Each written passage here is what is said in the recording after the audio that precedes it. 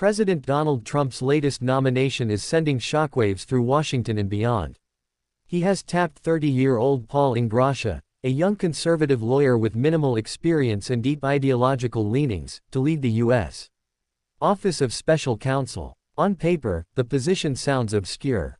But this office plays a vital role in preserving the integrity of the federal government. It enforces the Hatch Act, which prohibits federal employees from participating in certain political activities while on duty. It also shields whistleblowers who expose government wrongdoing. In short, it is a critical safeguard against partisan abuse. So when the president's choice to head the office comes with documented ties to anti-Semitic extremists, it raises red flags not only among political opponents but among prominent Jewish civil rights groups and ethics watchdogs. Paul Ingrassia isn't a seasoned Washington operator. He isn't even a veteran of the courtroom. He graduated from Cornell Law School just 3 years ago. He only became a registered attorney in New York in July 2024. That's less than a year of legal practice.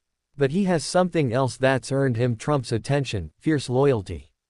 During the 2024 campaign, Ingrassia regularly published blog posts and social media commentary defending Trump, attacking critics, and promoting hardline conservative ideology. It was that loyalty, not his resume, that landed him a White House role in January 2025. Now, he's being nominated to oversee an office designed to be politically neutral. One that has historically stood apart from partisan influence. One that has the power to investigate and sanction political abuses by federal employees, including, ironically, those loyal to Trump. The response from civil rights groups has been immediate and scathing. The Anti-Defamation League issued a blunt statement condemning the nomination. Appointing someone to a senior administration role despite their documented support for antisemites seriously conflicts with and undermines ongoing efforts to combat antisemitism at this critical moment. NPR's reporting earlier this month highlighted concerns about Ingrassia's connections to far-right extremists known for promoting anti-Semitic conspiracy theories. These aren't vague affiliations. Jewish leaders say they are well documented, and the patterns are troubling. Ingrassia's nomination comes just weeks after another controversy: the elevation of Kingsley Wilson to Pentagon press secretary. The American Jewish Committee objected strongly to Wilson's appointment, citing her public embrace of conspiracy theories lifted right out of the neo-Nazi playbook. The White House ignored those concerns. This latest move appears to be part of a broader pattern, one in which individuals with extreme views are rewarded, not rebuked. That pattern is deeply unsettling to those who see antisemitism as a rising threat both in the US and globally.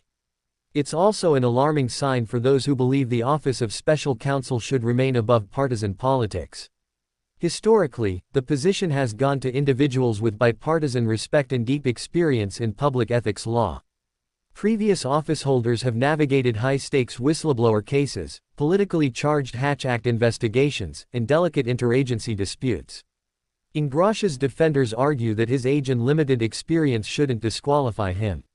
They say he brings a fresh perspective, and that the criticism reflects elitist resistance to outsiders. They point out that the Hatch Act is frequently misapplied, and that whistleblower protections have been weaponized against Republican administrations. But those arguments don't address the core concern, that someone with sympathies, or at least associations, with extremist ideologies now stands to wield immense disciplinary power over government employees. What does it say about the administration's stated commitment to fighting antisemitism if it places individuals with extremist ties into key positions of authority? That's the question being asked by groups like the ADL and AJC, and they're demanding answers. Ingrassia's nomination will go before the Senate for confirmation. The hearings will likely be heated. Democrats are already signaling strong opposition, and several centrist Republicans have privately voiced discomfort. Still, in the current political climate, confirmation isn't out of the question. The Senate has confirmed controversial nominees before, often along party lines. Trump remains the dominant force in Republican politics, and few senators are eager to cross him publicly. But if confirmed, Ingrassia would take control of an office that exists to shield the federal workforce from political retaliation. He would oversee investigations into partisan activity. He would be tasked with enforcing ethical standards across government.